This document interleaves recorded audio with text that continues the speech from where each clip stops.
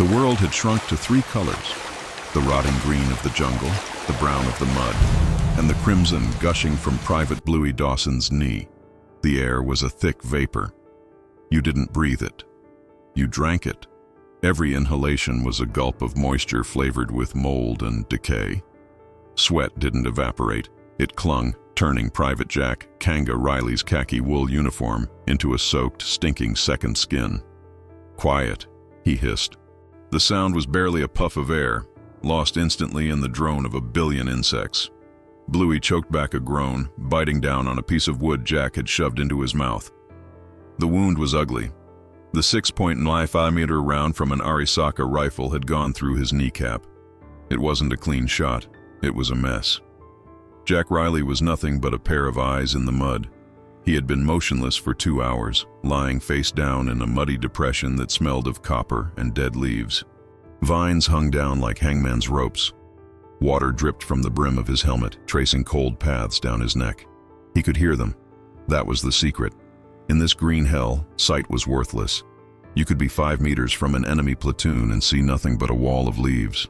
But sound traveled. He could hear the snap of twigs, the rhythmic squelch of tabby boots in the mud, the metallic clink of a carabiner against a canteen. They were disciplined, much more so than the Chacos, chocolate soldiers, of his own 39th Militia Battalion. But they weren't ghosts. They made noise, and they smelled of sweet tobacco and a strange, almost fishy body odor. 3, 4, Jack counted in his mind. His heart wasn't pounding. It felt like it was pumping thick sludge. The fear had passed days ago. This was something different, a primal animal concentration. The Japanese vanguard passed his position, less than 10 meters to his right. Small, determined soldiers, their uniforms soaked in sweat, palm fronds tied to their helmets as ghoulish camouflage. Their bayonets gleamed with a dull shine in the filtered light. Jack didn't move. His .303 Lee Enfield rifle was smeared with mud to prevent any reflection. He waited. The Japanese officer appeared 30 seconds later. He wore high leather boots, not tabi, and a samurai sword slapped against his thigh. Beside him, a radio operator with an antenna swaying like an insect's. Now, Jack didn't shout. He gave no order. He just whistled, a sharp, short sound, like a local bird. It was the signal. From 3 different positions, all hell broke loose. It wasn't the sustained roar of a European battle. It was a single, cacophonous, and brutally short explosion. Lieutenant Chalky White, 20 meters away, opened up with the Bren light machine gun. The brr, brr, burp of the weapon echoed like a jackhammer, tearing the column apart. Jack aimed, exhaled, and squeezed the trigger. The recoil slammed his shoulder. The radio operator collapsed forward, the heavy equipment crushing him into the mud. The officer spun, drawing his Nambu pistol, his face a mask of surprise. Jack's second shot took him in the chest. "Move! Move!" Chalky yelled. The jungle exploded in response. The Japanese, masters of infiltration, reacted instantly. Bullets sliced through the leaves above Jack's head, a sharp crack thwip sound as they tore through the humid air. A Type 92 woodpecker machine gun nest opened up, its heavy 7.7mm round slamming into a nearby tree, sending fist-sized splinters flying. "Bluey! We gotta move, Bluey!" Jack yelled. He scrambled backward, grabbing his wounded friend by his webbing. Bluey was pale, his eyes wide with shock and terror. "Cover! Covering fire!" Jack screamed to no one in particular. A grenade exploded nearby, a dull concussion that filled his ears with ringing. The smell of burnt cordite mixed with the stench of the mud. They were in a trap. They had kicked the bear, and now the bear was awake. This wasn't working. They had tried to hold a line, tried a standard ambush, and now they were being flanked and pinned down. The Japanese were everywhere. They were moving through the flanks, climbing over the roots like spiders. As he dragged Bluey toward the thin safety of a ridge, Jack had a terrifying epiphany. They were fighting by a rulebook that didn't apply here. They were trying to build a fortress in a swamp, and the swamp's tide was rising. Allied Command, HQ, Brisbane, Australia, July 2nd, 1942, 10:00 a.m. General MacArthur considers it unlikely. The British staff officer pointed to the large map of New Guinea. His wooden pointer traced a thick mountainous line that split the island like a spine. "The Owen Stanley Range," he said, his voice dry and academic. "To give you an idea, gentlemen, it makes the Alps look like a stroll in the park. 4,000-meter peaks, impossibly deep valleys, and all of it covered in the densest, most inhospitable jungle on the planet. Torrential rain every day. Malaria, typhus, leeches, scorpions. It is impassable. No modern army can move supplies, let alone artillery, across it." A weathered-faced Australian officer, Brigadier Tubby Allen, cleared his throat. "With all due respect, sir, local intelligence suggests a track exists. Barely. The natives call it the Kokoda Track. It runs from Buna on the north coast to here." His finger tapped a spot on the southern coast, Port Moresby. "A track?" the Brit scoffed. "A 96-mile-long mud path that goes up and down vertical mountains. No. The enemy will attack Moresby by sea, or not at all."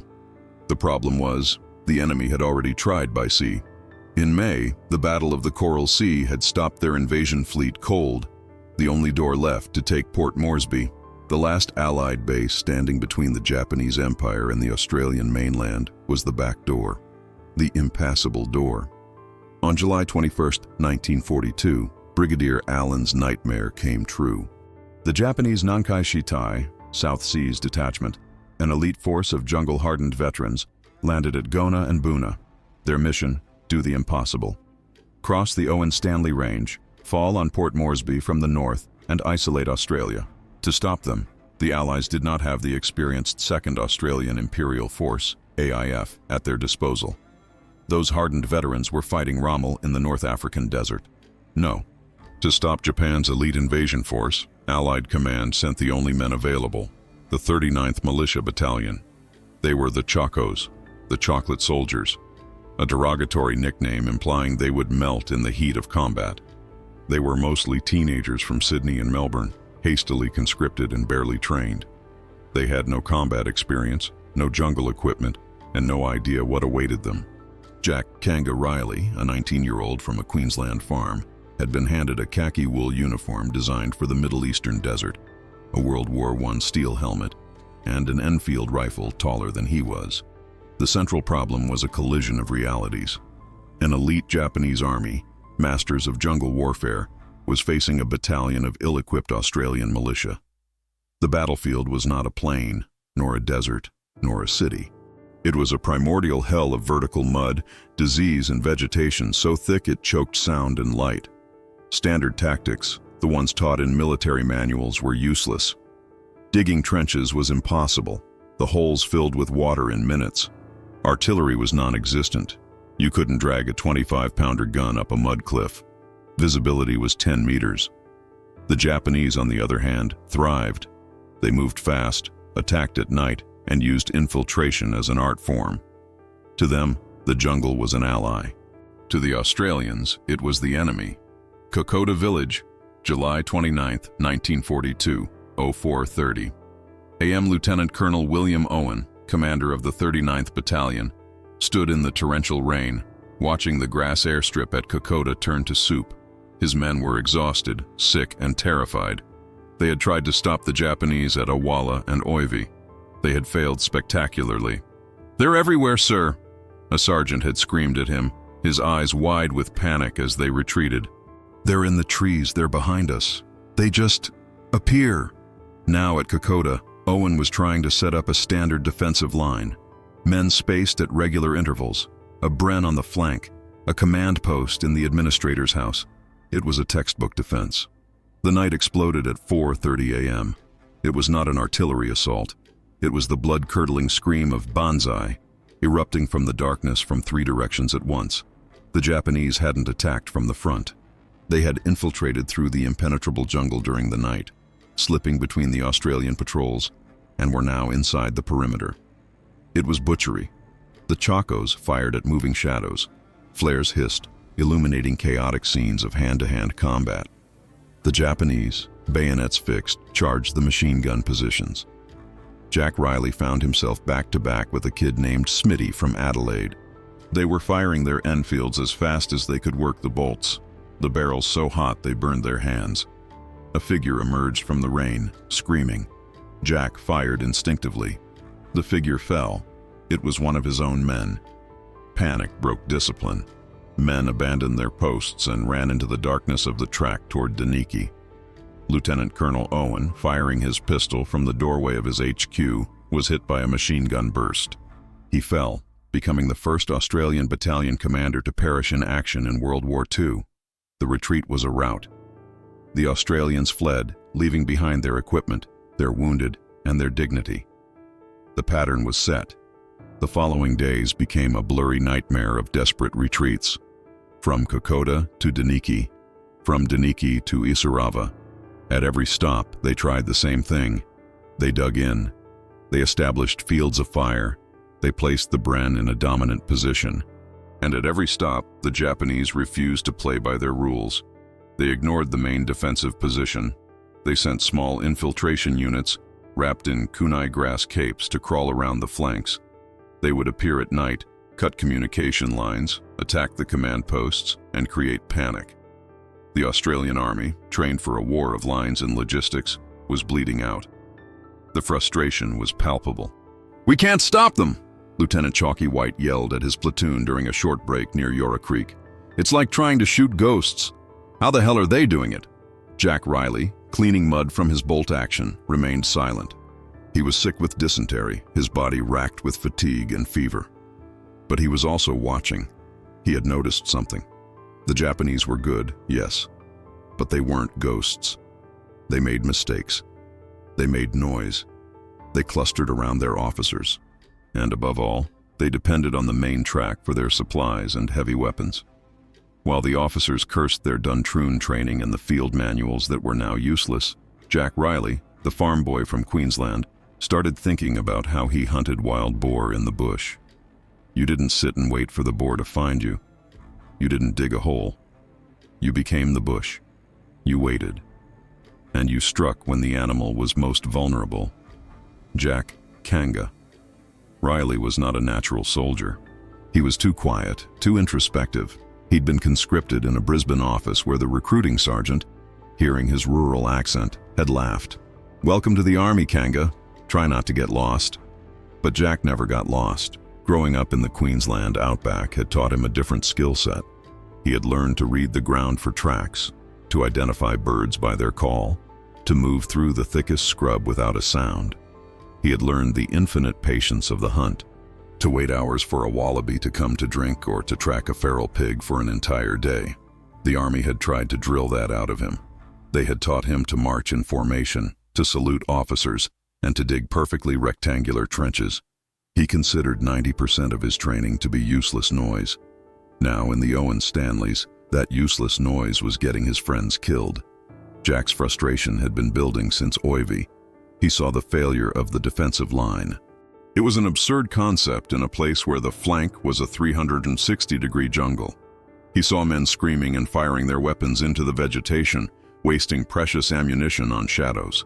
They were scared, and scared men make noise.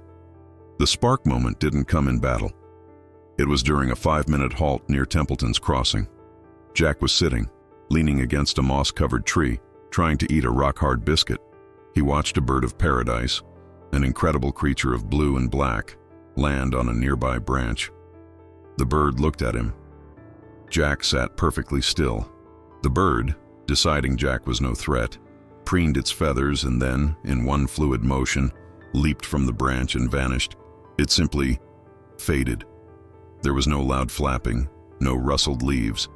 It was there, and then it was gone. It blended, Jack thought. It didn't fight the jungle. It used it like a cloak. That was the answer. They were doing it all wrong. They were trying to impose order on chaos. They were trying to be an army. But the jungle didn't respect armies. It respected predators. What if they stopped trying to hold a line? What if instead they became the jungle? What if instead of waiting for the Japanese to attack them, they let them pass? The idea was tactical heresy, to give up ground, to allow the enemy to advance.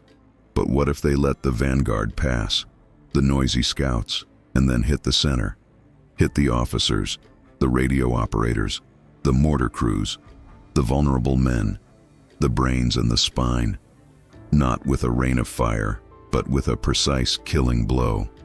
And then, like the bird of paradise, just disappear, melt back into the green. It wasn't a battle, it was a hunt. That night, he approached his platoon officer, Lieutenant Chalky White. White was exhausted, his young face aged 20 years by responsibility and fear. He was trying to sketch a defensive perimeter on a soggy map. "Lieutenant," Jack said quietly. "What is it, Riley? More ammo? Dry food?" "I've got nothing," White mumbled, not looking up. "I've got an idea, sir." White looked up, his bloodshot eyes locking on Jack's quiet confidence. "An idea? Christ. All right, Riley. What is it?" "We stop digging, sir. We leave the track. We get into that scrub," Jack said, motioning to the wall of darkness beyond their small clearing.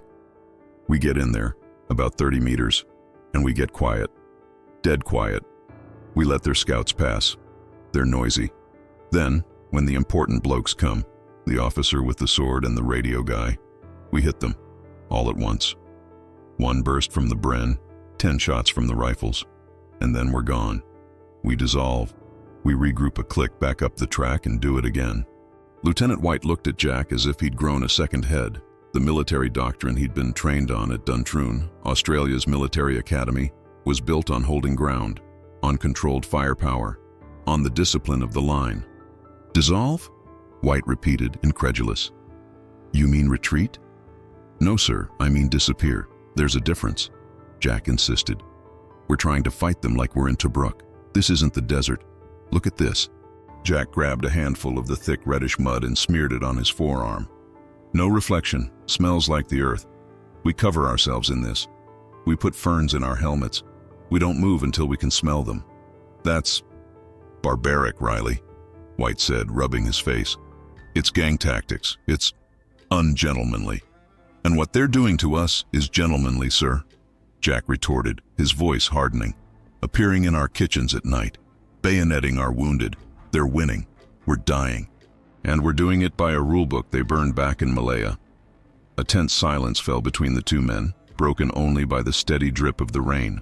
White looked at the gaunt faces of the other men in his section, 18-year-old kids shaking with malaria, their uniforms in tatters, their eyes hollow with shock.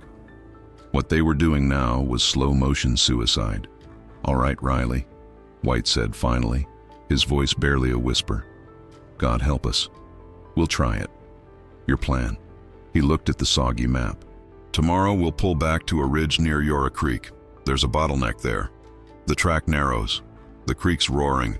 It'll cover any noise we make moving. But the rest of the battalion," a sergeant began. "To hell with the rest of the battalion for now," White snapped, finding a new resolve. "Our section, 3 section, we're the guinea pigs. If it works, we tell the captain. If it doesn't," he didn't have to finish the sentence. "If it didn't work, they'd be dead." "One more thing, Lieutenant," Jack said. "What?" "No shooting, if we can help it," Jack said. "Not at first. Gunfire gives away a position. Screaming doesn't. Use the knives, the bayonets, the shovels." The lieutenant paled. That was what the Japanese were doing to them. It was a war of shadows of cold steel. But he nodded. "Get the men ready," White said. "We move in 10, and Riley, pray this boar hunting idea of yours works." The construction of this new tactic didn't require hammers or steel. It required superhuman patience, jungle craft, and the rewriting of every instinct the Army had drilled into them. Yora Creek Gorge, August 31st, 1942, 0900 a.m. The spot was perfect.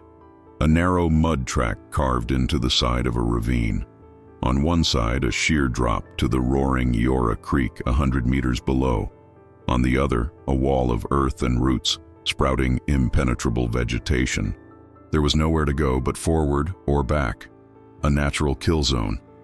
"Not here," Jack said, stopping Lieutenant White. "This is what they'd expect. A fool with a machine gun would sit right here. No. We're going up." Jack pointed up the jungle wall. It looked solid. But Jack, with his hunter's eyes, saw what others missed. The folds in the terrain, the hollows under the roots of strangler fig trees. The 12 of us, Jack whispered. We split up. 6 on that side of the track, 6 on this. Not on the track, but above it, on the slope. 20 meters in, and we don't line up. This was the first stroke of genius. Instead of a firing line, he created a series of 2-man pods, staggered along 50 meters of the track. You and me, Bluey, he whispered to his friend, whose knee was now bandaged, but who refused to be left behind. We'll take the Bren, but we're not firing first. We're waiting. They spent the next 3 hours building their nests. The materials were the forest itself.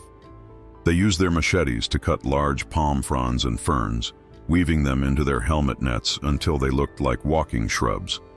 They smeared the thick black mud from the creek banks on their faces, necks, and hands, covering every inch of pale skin. The mud acted as camouflage and, as a bonus, kept the legions of mosquitoes at bay. They dug small platforms into the hillside so they could lie flat without sliding. Jack placed his men with meticulous care. Chalky, he said to the lieutenant, you stay here, in the middle. You're the cutoff man. Nothing gets past you. Smitty, you're at the start of the zone. You're the spotter. I want you to let the first 2 scouts go past, no matter what. Let them feel safe. When you see the officer or the radio man, you whistle. Once, like a kookaburra. What if they see us? Smitty whispered, his knuckles white on his rifle. You don't move, Jack said. You don't breathe. You don't blink. You become that rotting log over there. You are earth. You are leaves. You don't exist. You don't exist until Smitty whistles. The final component was the hardest, the wait. They got into position at 10 a.m. And then the world stopped. The drone of insects became a deafening white noise. Leeches, sensing the warmth, began crawling up their boots and necks. They had to be removed without a flinch, just plucked off and silently crushed. Sweat dripped into their eyes, stinging. A muscle in Jack's leg began to cramp. He ignored it. They became statues of mud and leaves. They learned the pain of absolute stillness. 11 a.m. Nothing. 12 p.m. The rain began, a cold deluge that soaked them to the bone in seconds but also helped mask any sound. 1 p.m. Hunger gnawed at their stomachs. 2 p.m. The tension was a physical wire, tightening in every man's chest. And then at 2:32 p.m., Smitty, 50 meters away, saw movement. The sound came first, a careless splash in the mud, a murmur of voices. Jack tensed. He gripped the stock of the Bren. The metal was cold and slick. 2 Japanese scouts appeared. They were walking arrogantly, their rifles slung over their shoulders. They were talking.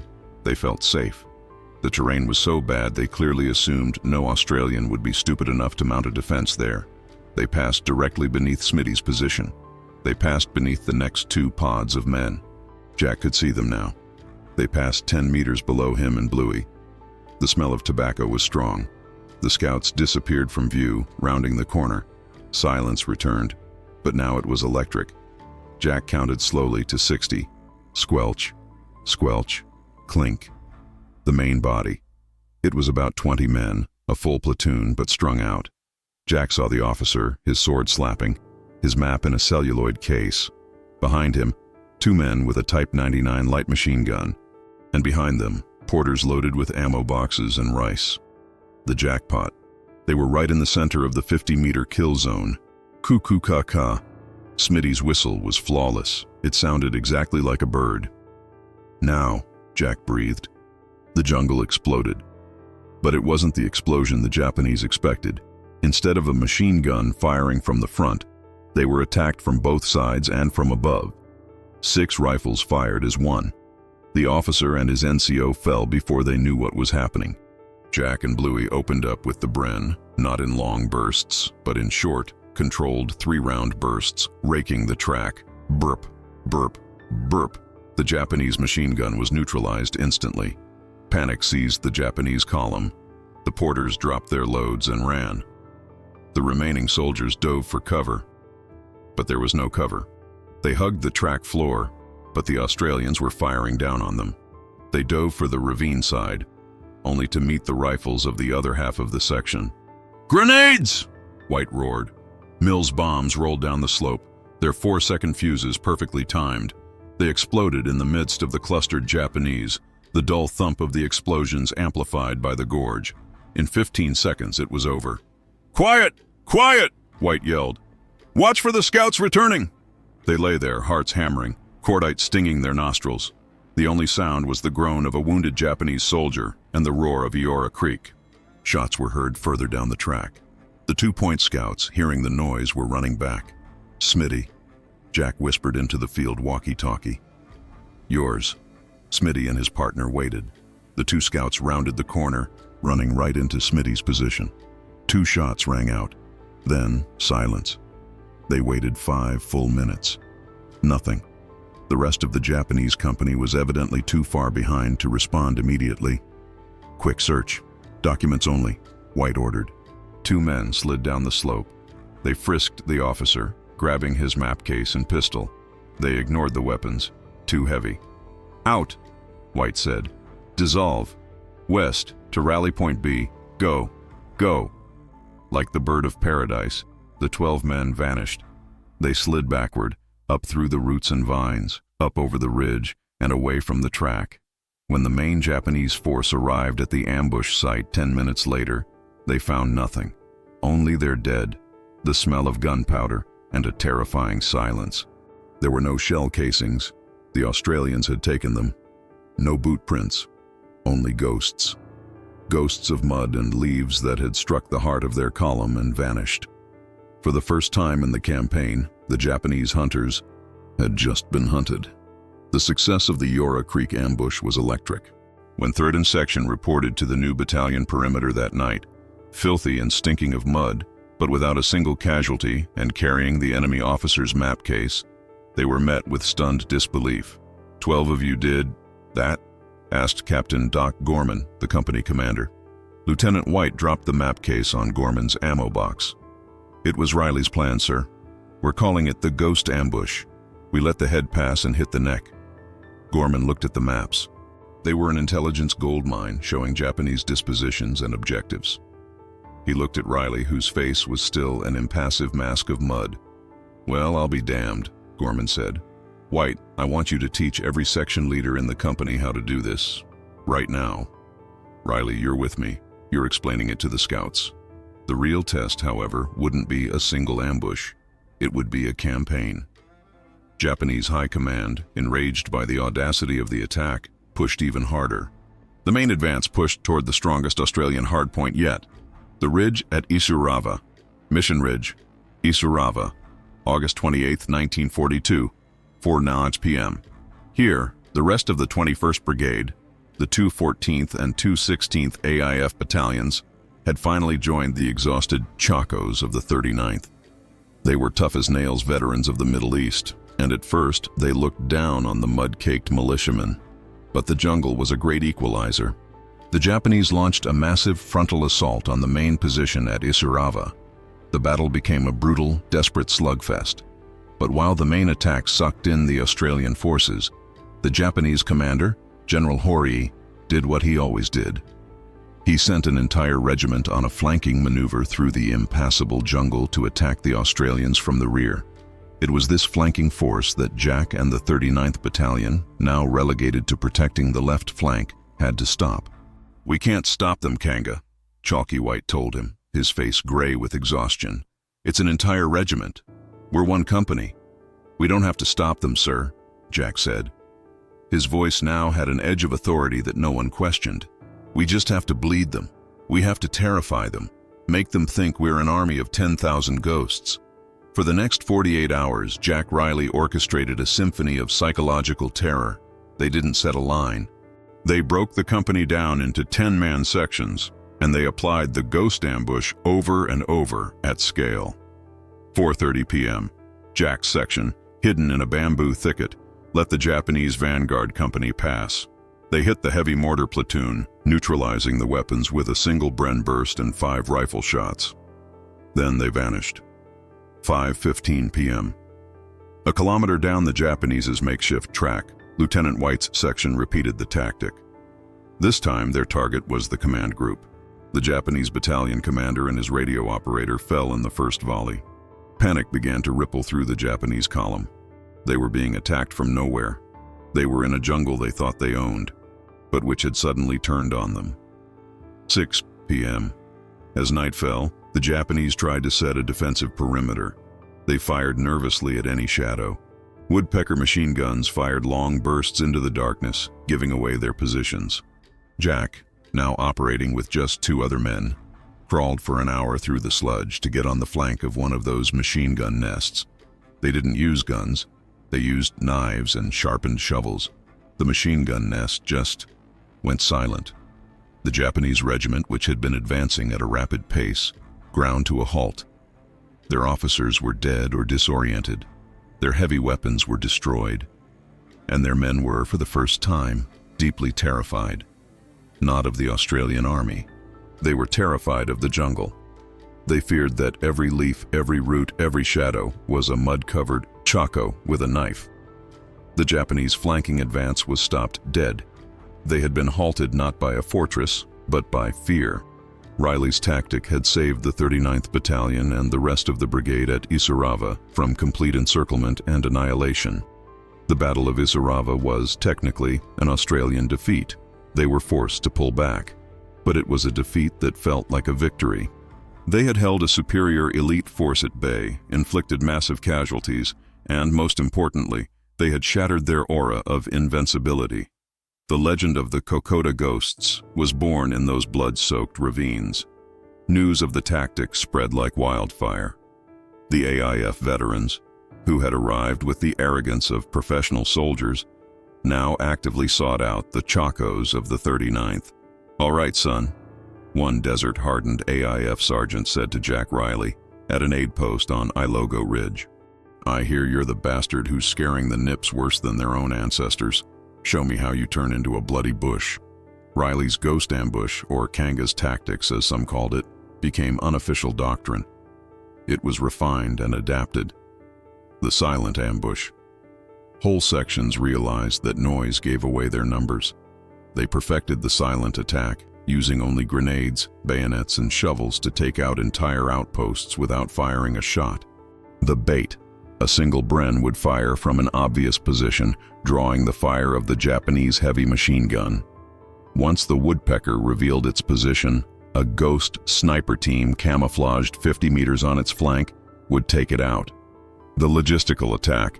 They realized the Japanese army lived on the rice it carried on its back. Small 2-man patrols would go miles into enemy territory, not to fight, but to find the supply line.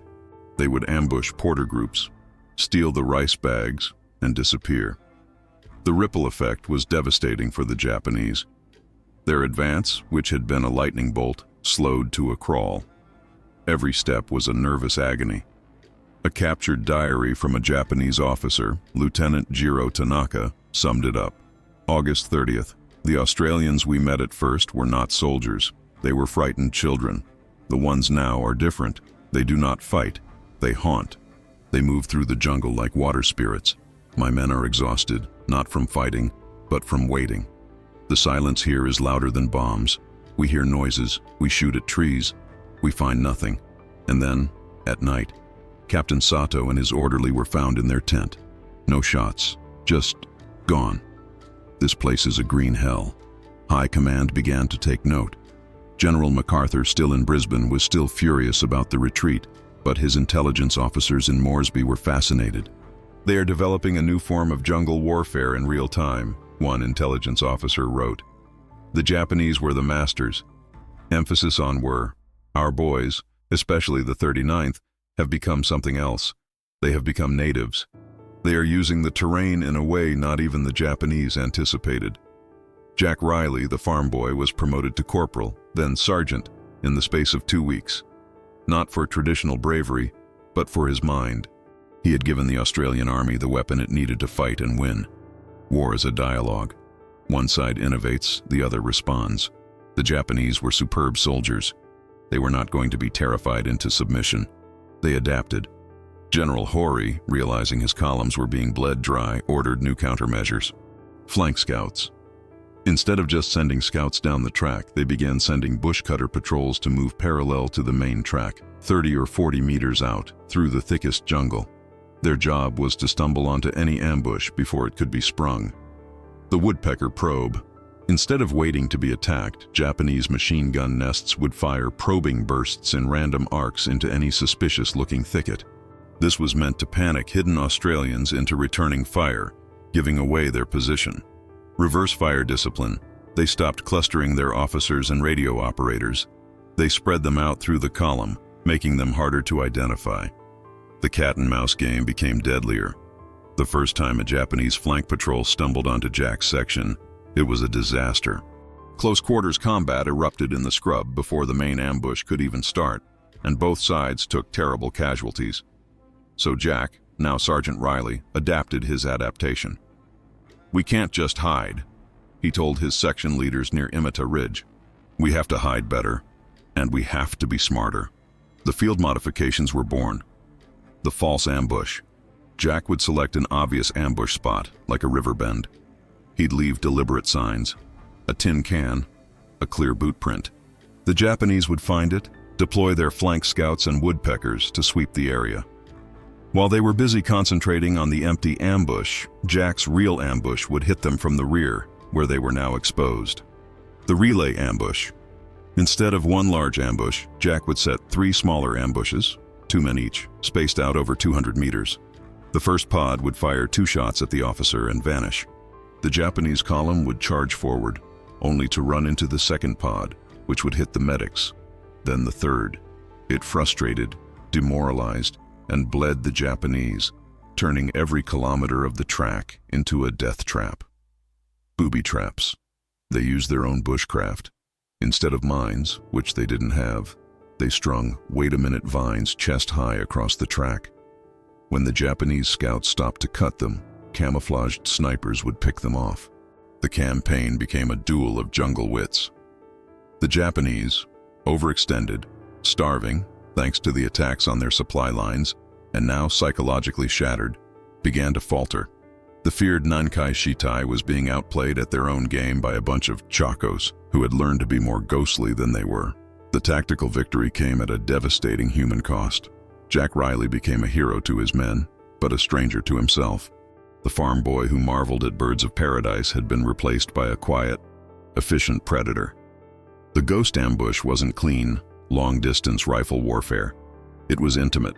It happened at 10 meters. You saw the faces of the men you neutralized. You heard their screams.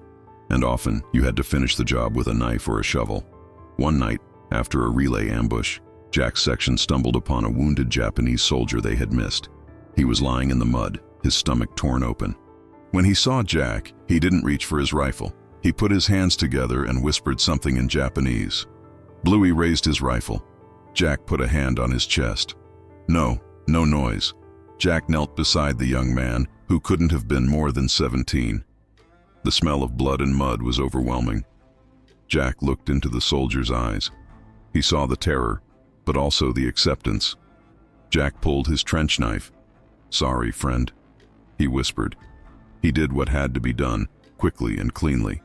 He stood up, wiped the blade on the wet leaves, and kept moving down the track, not saying a word. Bluey watched him, a shiver running down his spine despite the heat. Lieutenant White noted it in his journal that night. "I saw Riley today. I don't think he's one of us anymore. He moves through this jungle as if he were born in it. The men follow him, but they fear him too. He is winning the war for us, but I wonder what part of him will be left when this is over. This jungle doesn't just kill you, it claims you." The moral consequence of becoming a ghost was losing one's own humanity. The men of the ghost company became quiet, their eyes perpetually alert. They developed the jungle, 1,000-yard stare. Logistically, the success also brought problems. Overconfidence in the ambush tactic led some sections to be too bold, to take on forces that were too large and get wiped out. And there was the enemy response. The Japanese, enraged by these cowardly tactics, stopped taking prisoners. Any captured Australian, especially if wounded, met a swift, brutal fate. The war was stripped of any pretense of the Geneva Conventions. It became a primal fight for survival. Jack Riley, the 20-year-old sergeant, carried the weight of every one of those deaths. The tactic he had invented to save his friends had made them more efficient killers, and it had also made them targets of a special hatred. The jungle demanded a price for its secrets. The turning point came at Imita Ridge. The Japanese, only 50 kilometers from Port Moresby, were exhausted. They had been bled, ambushed, and harassed by Jack Riley's ghosts for 90 miles. Their supply lines were broken. Their men were dying of starvation and disease. And then, on September 16, 1942, the order came from Japanese High Command. The Guadalcanal campaign in the Solomon Islands was turning into a disaster, and there were no more resources for the New Guinea offensive. General Horii was ordered to retreat. The Japanese retreat became one of the worst nightmares in military history. Now the Australians, reinforced, better fed, and the masters of the new jungle ambush warfare, became the hunters. They hounded the retreating Japanese back up the same muddy track they had come down. The ghost ambush tactic was the primary weapon of the chase. The Australians, now on the offensive, gave no quarter. They hit the Japanese rear guard, their parties of wounded, their command posts. Sergeant Jack Riley was at the front, but the fight had emptied him. He saw starving Japanese soldiers eating roots and grass. He saw cannibalism. He saw a misery that transcended war. The campaign ended where it began, on the beaches of Gona and Buna, in a final, bloody, horrific battle in January 1943. The Chacos of the 39th Battalion, now reduced to a handful of spectral survivors, were the first to re-enter Kokoda on the way back. Jack Riley was there, standing on the airstrip where his battalion commander had fallen. He had survived. He was awarded the military medal for his exceptional courage and tactical ingenuity. Captain Chalky White wrote in the recommendation, "Sergeant Riley, through his innate understanding of the terrain and his tactical innovation under fire, gave this battalion the means to fight and survive when all manuals had failed. He transformed a battalion of Chacos into the most feared jungle soldiers in the Pacific. The immediate legacy was immense. Kanga's tactics became the basis for jungle warfare training for the rest of the Australian Army and were studied by the U.S. Marines preparing for the island campaigns. The concept of long-range patrols, of using the jungle as a weapon, and of attacking enemy logistics. It was all born from the desperate brain of a farm boy in a ravine at Eora Creek. He had proven that the jungle was not neutral. It was a weapon waiting for the side clever and patient enough to wield it. RSL, Returned and Services League Club, Toowoomba, Queensland, 1985. The man in his late 60s stared into his glass of beer. The room was full of the cheerful noise of veterans trading stories and the clatter of slot machines. But Jack Riley was a million miles away. A young historian with a tape recorder sat across from him. "Mr. Riley, Jack, thank you for meeting me. I'm writing about the Kokoda tactics." Jack nodded, not looking at her. "Kokoda? That was a long time ago. I've read your medal citation. Captain White wrote that you invented the way you fought, the ghost ambush. Can you tell me about that?" Jack took a slow drink of his beer. The drone of insects in the hot Queensland afternoon seemed to grow louder in his ears. He hated the sound of insects. "I didn't invent anything, miss," he said finally, his voice a gravelly whisper. "I just listened." "Listened?" "I listened to the jungle. Everyone else was trying to shout at it. The officers with their maps, the Japanese with their bonsai screams. They were all making too much noise. The jungle tells you how to fight if you shut up long enough to hear it. But the reports say it was brilliant, that you terrified the enemy." Jack Riley finally looked up. His eyes were a pale blue, and in them, the historian saw a sadness as deep as the valleys of the Owen Stanley Range. "Do you know what it feels like to wait in the mud for 6 hours, so still a bird lands on your rifle barrel? So still you can hear the heart of the man you're about to kill, beating before he ever hears you? It's not brilliant, it's unnatural." He trailed off. The historian waited. "Those Japanese boys," Jack continued, "they weren't different from us. They were scared. They were hungry. They had pictures of their families wrapped in oilcloth. And we became the bogeymen that came out of the green wall to take them. We became the monsters we needed to be to survive. You're a hero, Mr. Riley. You and the 39th saved Australia." Jack Riley smiled, a joyless grimace. "The 39th was destroyed. The boys who survived left parts of themselves on that track, parts you never get back. There are no heroes on the Kokoda Track. There are only the dead and those who wish they were. He finished his beer and stood up, his body stiff from old malaria and arthritis. I've got to get home. It's getting late, and I don't like being out after dark. The shadows get too long. The historian turned off her recorder. History remembers the Kokoda Track as the crucible of Australian military legend. The memorials at Isurava and Port Moresby speak of courage, endurance, sacrifice, and comradeship. But at the heart of that legend is a darker, more primal truth. The victory was forged not just with valor, but with the desperate adaptation of men like Jack Riley, who were forced to shed their humanity and become the very ghosts the enemy feared. The Kokoda Track is no longer a battlefield. It's a pilgrimage destination. But for those who understand its history, the jungle is never silent. If you listen closely, between the drone of the insects and the drip of the water, you can almost hear the whisper of a 20-year-old mud-caked sergeant. Quiet. Become the leaves. Wait.